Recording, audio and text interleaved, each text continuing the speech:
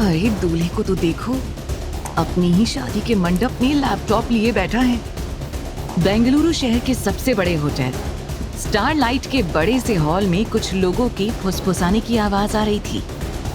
आज देश के सबसे बड़े बिजनेसमैन अरमान सिंघानिया की शादी का फंक्शन इसी होटल में ऑर्गेनाइज किया गया था। शहर और वर्ल्ड के जितने भी वीआईपी लोग थे वो इस वक्त शादी में मौजूद थे।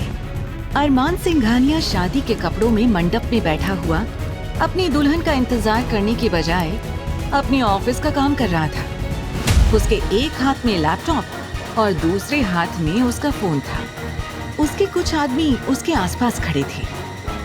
अरमान सिंघानिया को देखकर सभी इस बात का अंदाजा अच्छी तरह से लगा रहे थे कि अपनी शादी के दिन भी उसे काम से फुर्सत नहीं थी। वहीं शादी में आए हुए कुछ लोग इसे लेकर गॉसिप कर रहे थे, लेकिन धीमी आवाज में।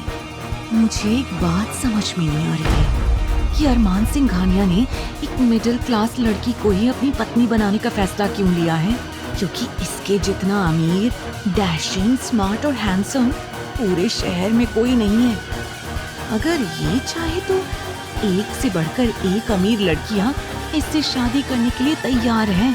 तभी दूसरी औरत ने हैरान होकर कहा, अरे मैं तो ये सोचकर हैरान हूँ कि अरमान सिंघानिया शादी करने के लिए मान भी कैसे गया। तुम्हें याद नहीं, 1 साल पहले एक मॉडल ने अरमान सिंघानिया को भरी महफिल में प्रपोज कर दिया था और अरमान ने बिना किसी की परवाह किए उसका पूरा करियर, उसकी पूरी जिंदगी बर्बाद कर दी। फिर वो लड़की कौन है जिससे अरमान शादी करने के लिए तैयार हो गया? पहली औरत ने डरते हुए धीमी आवाज में कहा, अब जो भी हो हमें क्या, अगर अरमान या उसके परिवार ने हमें उसके बारे में बात करते हुए सुन लिया ना तो वो हमें भी बर्बाद कर देगा। तभी पंडित जी की आवाज गूंज उठी, जल्द से जल्द दुल्हन को बुलाया जाए। अब दुल्हन को बुलाने वाली बात सुनकर सामने खड़ी हुई एक औरत जल्दी ही 2-3 लड़कियों को लेकर दुल्हन के कमरे की ओर जाने लगी। लेकिन जैसे ही वो दुल्हन वाले कमरे की ओर बढ़ी, दुल्हन के पापा ने तुरंत ही उनका रास्ता रोक लिया और हड़बड़ाते हुए कहने लगे, अरे आप लोग चलिए, मैं अपनी बेटी को लेकर आता हूँ, बस थोड़ी सी तैयारी अभी बाकी है। ऐसा कहकर उन्होंने बात टाल दी और वापस से लड़कियों को नीचे शादी के मंडप की ओर भेज दिया।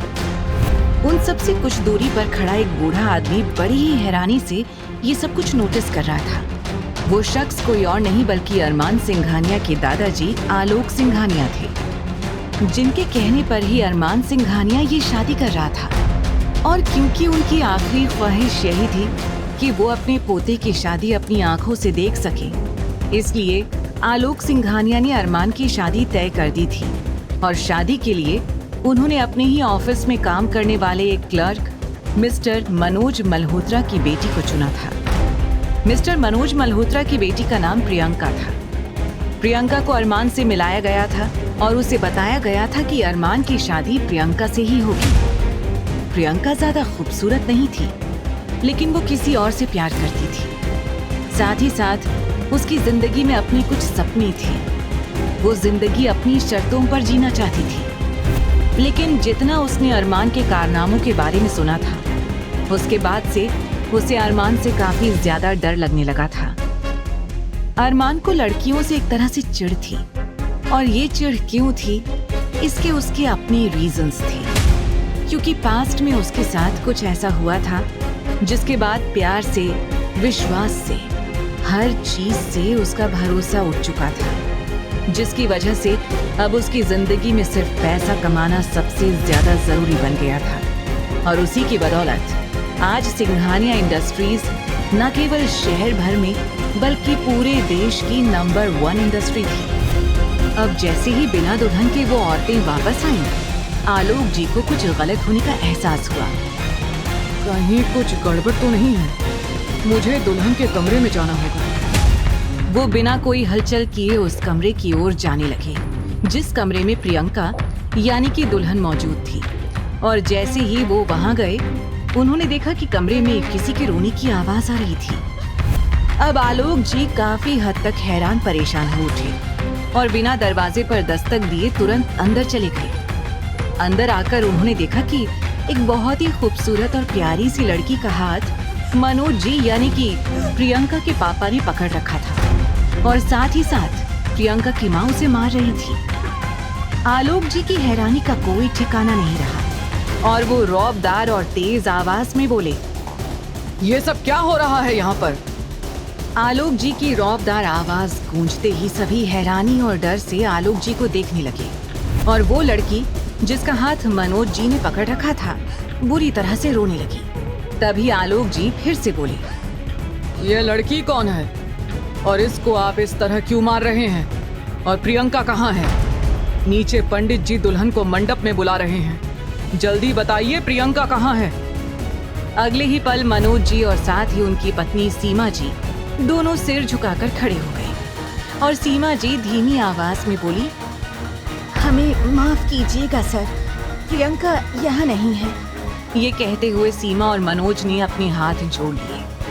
आलोक जी हैरान हो गए, उनका गुस्सा काफी ज्यादा बढ़ चुका था। वो बोले, ये क्या बकवास कर रहे हो मनोज तुम? शायद तुम भूल रहे हो तुम हमारे ऑफिस में काम करने वाले एक मामूली से आदमी हो। तुम इस तरह से हमारी इज्जत के साथ खिलवाड़ कैसे कर सकते हो? क्या तुम भूल गए? इस वक्त इस शादी में शहर भर के सभी बड़े लोग, सभी बिजनेसमैन मौजूद हैं और तुम अब ये कह रहे हो कि तुम्हारी बेटी यहाँ नहीं है? सच सच बताओ क्या बात है?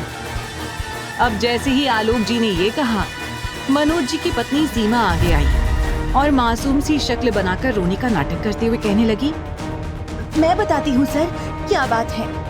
आपके इतने बड़े घर में हमारी बेटी की शादी हो रही है। इस बात को लेकर हम काफी ज्यादा खुश थे और इसीलिए हमने गांव से हमारी ये नंद की अनाथ बेटी को भी बुला लिया। बहुत समय पहले एक एक्सीडेंट में इसके माता पिता मारे गए थे। ये गांव में अपनी नानी यानी कि मेरी माँ के साथ रहती है, तो हमने सोचा कि ये शादी में आएगी तो शादी के कुछ फंक्शन में हाथ बटाएगी और इसने ठीक वैसे ही सारे काम भी किए। हल्दी, मेहंदी, हर एक फंक्शन में इसने बढ़ चढ़कर हिस्सा लिया। लेकिन आज जब हमने इसे प्रियंका को लेने के लिए भेजा तो इसने हमें आकर बताया कि प्रियंका तो यहाँ है ही नहीं, वो तो भाग गई है। हमें पूरा यकीन है कि इसी लड़की ने प्रियंका को भगाया है। ऐसा कहकर सीमा आस्था पर इल्जाम लगाने लगी। मासूम आस्था रोने लगी।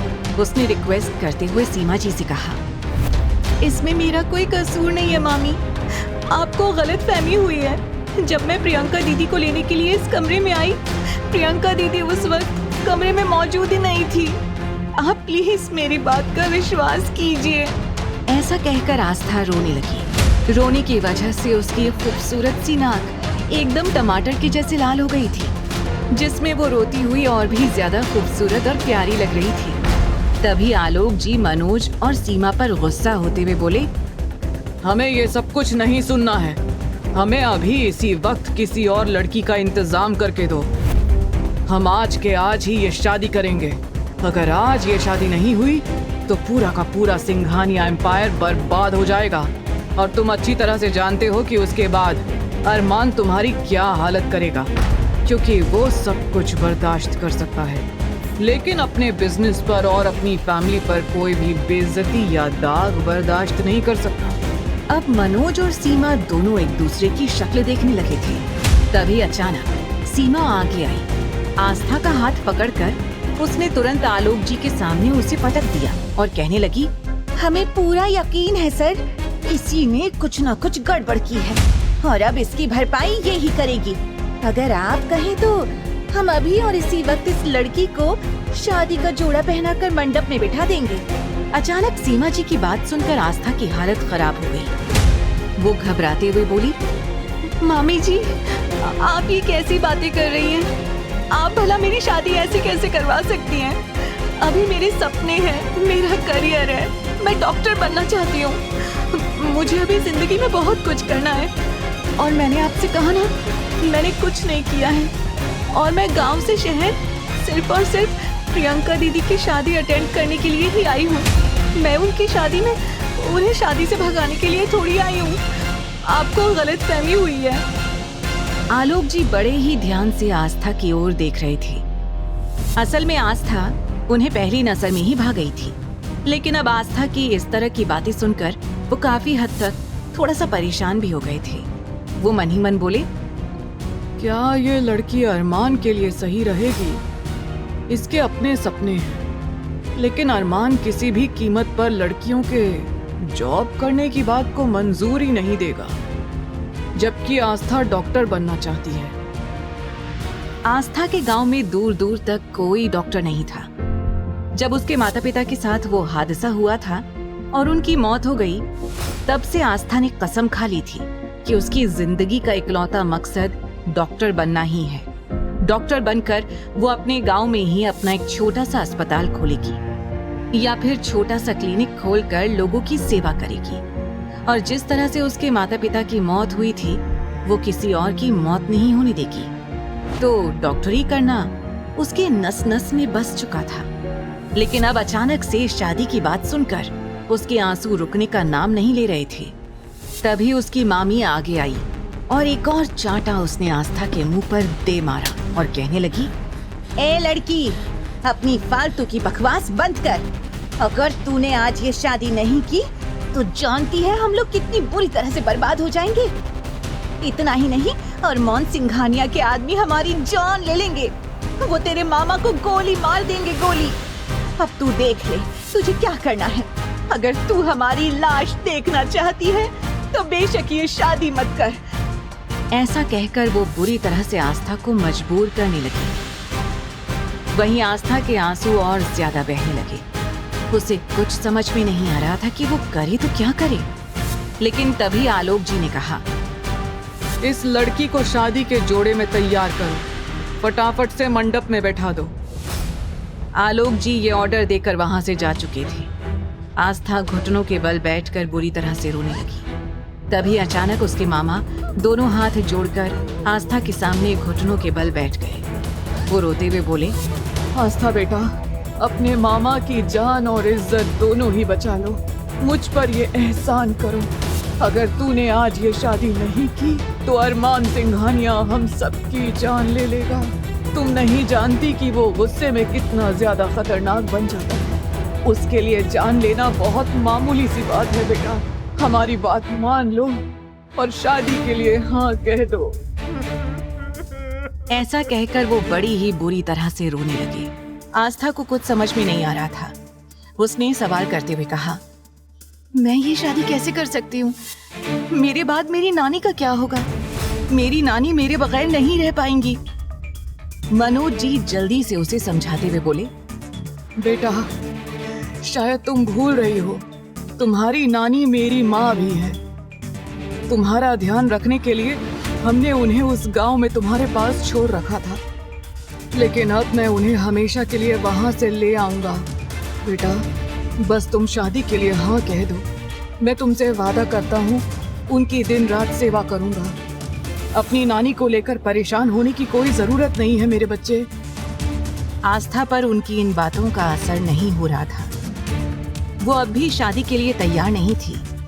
मनोज जी ने उसे झांसे में लेते हुए कहा, अभी के लिए बस तुम शादी के लिए हाँ कह दो, उसके बाद हम कुछ ना कुछ करके तुम्हें अरमान की जिंदगी से निकाल लेंगे। बस कुछ दिनों की बात है, कुछ दिनों तक इस शादी के रिश्ते को निभा लो, प्लीज बेटा, प्लीज। ऐसा कहकर वो उससे विनती करने लगे। अब आस्था पूरी तरह से मजबूर हो चुकी थी। आस्था अपने मामा के पहली बार कॉल करके अपनी बेटी की शादी में शिरकत करने के लिए बुलाने पर खुशी से पूरे गांव में उछल रही थी। हालांकि आस्था की नानी ने उसे यहाँ आने से मना भी किया था। आस्था के कानों में एक हफ्ते पहले की अपनी नानी की बातें गूंजने लगी। बेटी, हम इस शादी में नहीं जाएंगे। ये मनोज अच्छा नहीं है। भले ही वो मेरा खून हो, मेरा बेटा हो, लेकिन तूने देखा नहीं, शहर में जाकर वो इस तरह से बस गया है जैसे पीछे उसका कोई भी नहीं है। उसने एक बार भी अपनी बूढ़ी माँ की खैर खबर नहीं ली। बस हर महीने के तौर पर घर खर्च के लिए पैसे भिजवा देता है और अपनी सारी जिम्मेदारी से आजाद हो जाता है। नानी के मना करने के बाद भी आस्था ने उनकी बात नहीं मानी, क्योंकि वो हमेशा से गांव में रही थी। उसने शहर की दुनिया, शहर का माहौल, वहाँ के कोई फंक्शन नहीं देखे थे। तब आस्था ने अपनी नानी को समझाते हुए कहा, नानी माँ, आप ऐसा क्यों सोच रही हैं? हम ये भी तो कह सकते हैं ना कि कम से कम मनोज मामा ने हमें बुलाया तो है ना, वरना वो चाहते तो हमें बुलाते भी नहीं। नानी, आपकी इकलौती पोती प्रियंका की शादी है तो हमें तो जरूर जाना चाहिए। अब प्लीज आप मना मत कीजिएगा, हम चल रहे हैं, बस बात खत्म। जब आस्था ने अपनी नानी को बहुत समझाया तो वो मान गई और दोनों शादी में जाने के लिए निकल गईं। वो दोनों प्रियंका की हल्दी से 2 दिन पहले ही शहर में पहुंच गईं। शहर आकर आस्था ने शहर का माहौल देखा। वो बहुत खुश हो रही थी। हालांकि उसे डॉक्टर की पढ़ाई करने के लिए भी शहर में ही आना था, तो इसलिए आस्था ने सोचा कि वो शादी में जाएगी, साथ ही साथ शहर के रंग रूप, ढंग, शहर का माहौल देख लेगी। उसे शहर में किस तरह से सर्वाइव करना है, इस बारे में सोचते हुए आस्था शहर में आई थी और पूरे 2 दिन उसने अपनी मामी के साथ उनके बाजार का सारा काम किया था। घर का खाना भी बनाया था। इतना ही नहीं, उसकी मामी ने पूरी तरह से सारी जिम्मेदारी आस्था के कंधों पर ही दे दी थी। साग सब्जी लाना, घर में मेहमानों की देख रेख करना, खाना पीना, झाड़ू पोछा, बर्तन, वो सब कर रही थी। हालांकि उन्होंने घर के काम के लिए नौकर भी लगाए हुए थे, लेकिन सब कुछ आस्था अपनी निगरानी में ही करवा रही थी। और बड़े ही जोरों शोरों से प्रियंका की हल्दी और मेहंदी का फंक्शन भी हुआ था। लेकिन एक दिन पहले फंक्शन के बाद रात के 2 बजे थे जब अचानक आस्था की आंख खुली तो उसने देखा कि प्रियंका किसी से रो रो कर बात कर रही थी। तब आस्था को उस पर कुछ शक हुआ, लेकिन उसे अपनी नानी की कही हुई बात याद आ गई। नहीं नहीं, नानी ने मना किया है, मुझे किसी के भी मामले में नहीं घुसना है और ना ही किसी के बारे में ज्यादा सोचना है। तो यही सोचकर आस्था चुप हो गई थी और उसने किसी से कुछ नहीं कहा। लेकिन किसी को अंदाजा भी नहीं था कि प्रियंका इस तरह से शादी वाले दिन शादी का मंडप छोड़कर भाग जाएगी। इसके बारे में तो आस्था ने दूर दूर तक कुछ नहीं सोचा था। एक एक कर सब कुछ आस्था की आंखों के सामने किसी फिल्म की तरह चलने लगा। उसने रोते हुए कहा, मैंने तो बस इतना कहा था कि मैंने प्रियंका दीदी को किसी से बात करते हुए सुना था और अब सबको यही लग रहा है कि मैंने ही प्रियंका को भगाया है। हे भगवान, अब क्या करूं मैं? मुझे कोई तो रास्ता दिखाओ। बेबस आस्था को शादी का जोड़ा पहनाया गया और उसके सिर पर लंबा सा घूंघट डाल दिया गया। अरमान को इस बात के बारे में दूर दूर तक कोई एहसास नहीं था कि उसकी शादी प्रियंका से नहीं बल्कि आस्था से होने वाली थी, जबकि आस्था को तो उसने आज तक देखा भी नहीं था। अब जल्दी ही आस्था को दुल्हन बनाकर अरमान के ठीक बराबर में बिठा दिया गया। अरमान सिंघानिया ने एक बार भी अपने बराबर में बैठी हुई दुल्हन की ओर देखा भी नहीं। उसका पूरा ध्यान उस वक्त अगर किसी चीज पर था तो सिर्फ और सिर्फ अपने लैपटॉप और फोन की स्क्रीन पर। वो एक भी पल शादी जैसी चीजों में उलझकर अपना काम बर्बाद नहीं करना चाहता था। वहाँ आलोक सिंघानिया के अलावा किसी और को इस बात के बारे में दूर दूर तक एहसास नहीं था कि दुल्हन बदल चुकी थी। जल्दी ही अरमान सिंघानिया ने फॉर्मेलिटी पूरी करते हुए 7 फेरे कंप्लीट कर लिए और साथ ही साथ आस्था की मांग में सिंदूर भर दिया और मंगलसूत्र भी पहना दिया। आस्था का दिल फट रहा था। अरमान सिंघानिया ने एक बार भी ये जानने या देखने की कोशिश नहीं की कि उसकी बीवी कैसी दिख रही थी, लेकिन जब वो आस्था को मंगलसूत्र पहना रहा था तब आस्था के आंसुओं की कुछ बूंदें उसके हाथ पर गिरी। तब जाकर अरमान को थोड़ा अजीब लगा और उसने एक पल के लिए शादी के जोड़े में सजी हुई अपनी दुल्हन की ओर देखा, लेकिन लंबा घूंघट होने की वजह से वो उसका चेहरा नहीं देख पा रहा था। उसके बाद अरमान फिर से अपने फोन और काम में पूरी तरह से खो गया। ये सोचते हुए आलोक जी अपनी सोच में खो गए। जल्दी ही पूरे रीति रिवाज के साथ शादी का फंक्शन खत्म हुआ। मंडप के पास 4 लड़के अपनी नजर झुकाए खड़े हुए थे। उस शादी के हॉल में अरमान सिंघानिया के बाद उस शादी में सबसे हैंडसम चेहरा कोई था तो वो 4 लोग ही थे। उनमें से एक अरमान सिंघानिया का कजिन ब्रदर और 3 बचपन के चाइल्डहुड फ्रेंड्स थे जो कि बहुत बड़ी बड़ी पोस्ट पर थे। उनमें से एक फेमस डॉक्टर था जो कि अरमान सिंघानिया का दोस्त था और स्पेशली उसके साथ शादी अटेंड करने के लिए वहां आया था। लेकिन इस समय चारों का मूड काफी ज्यादा खराब था। सबके सब शेरवानी पहने हुए थे। जितनी भी शादी के हॉल में लड़कियां आई हुई थी, सबकी नजरें बार बार जाकर उन पर ही ठहर रही थी। आगे की कहानी जानने के लिए देखें अगला एपिसोड सिर्फ पॉकेट एफएम के YouTube चैनल पर। और तेरे इश्क में के सारे एपिसोड्स को सुनने के लिए डिस्क्रिप्शन में दी लिंक से डाउनलोड करें पॉकेट एफएम ऐप।